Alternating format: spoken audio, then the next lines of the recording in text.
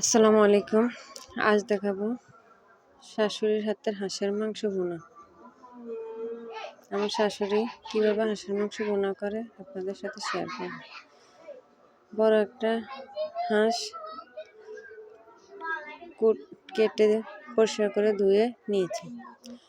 এখন তাতে পেঁয়াজ কুচি দিয়ে দিয়েছে, আর দিয়ে দিল জিরার ধনিয়ার গুঁড়া, আদা বাটা। শীতের দিন এখন সবাই হাঁসের গোস্তটা খায়, সবাই পছন্দ করে খেতে। অনেকে রুটি দিয়ে খায়, অনেকে ভাত দিয়ে খায়। আর যদি সেটা হয় মা বা শাশুড়ির হাতের রান্না, সেটা তো আরও মজা। এখন দিয়ে দিয়েছে পরিমাণ মতো তেল, তারপর দিয়ে দিল স্বাদ মতো লবণ,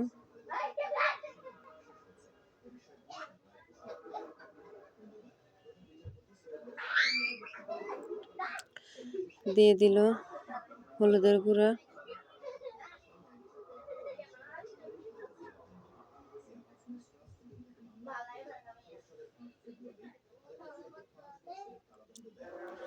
এখন দিয়ে দিচ্ছে মরিচের গুঁড়া, দিয়ে দিল আদা বাটা,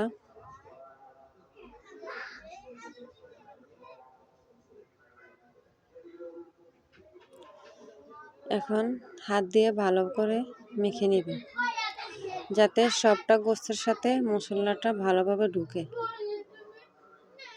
অনেকক্ষণ ধরে হাত দিয়ে মেখে নেবে।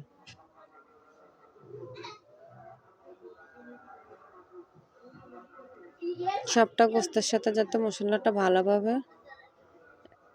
মিশানো হয়।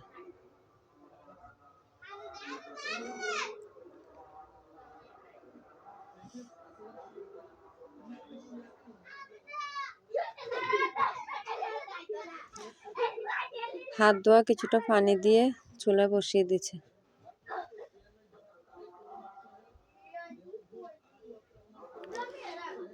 হাই হিটে কিছুক্ষণ কষিয়ে নিব।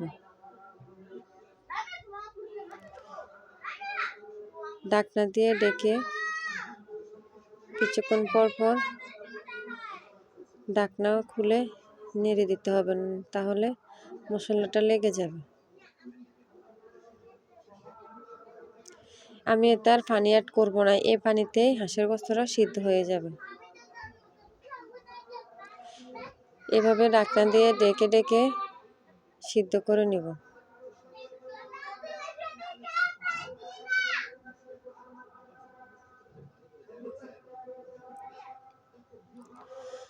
দেখুন আমার হাঁসের গোস্তটা কষানো প্রায় হয়ে এসেছে। মাঝে মধ্যে ঢাকনা উঠে নেড়ে ছেড়ে দিতে হবে, তাহলে মশলাটা লেগে যাবে। এই যে দেখুন, আমি প্রথমে যে হাত ধোয়ার পানিটা দিয়েছে আমার শাশুড়ি, সে পানি, আর এতে পানি অ্যাড করবো না।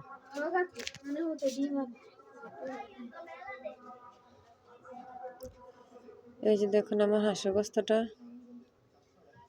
হয়ে এসেছে প্রায়।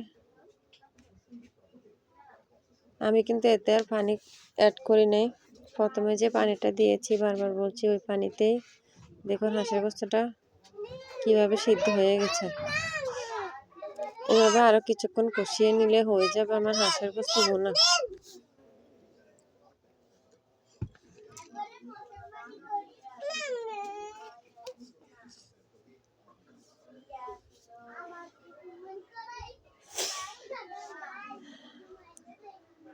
আমার হাঁসের গোস্ত ভুনাটা হয়ে গেছে, দেখুন কি সুন্দর কালার এসেছে, কতটা লোভনীয় দেখাচ্ছে। এভাবে আপনারা রান্না করে দেখবেন, খেতে খুব টেস্ট, গরম ভাত কিংবা রুটির সাথে।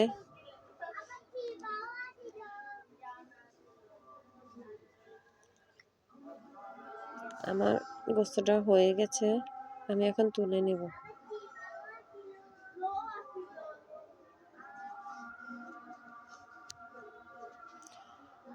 আজ ভিডিওটা এই পর্যন্তই। আসসালামু আলাইকুম।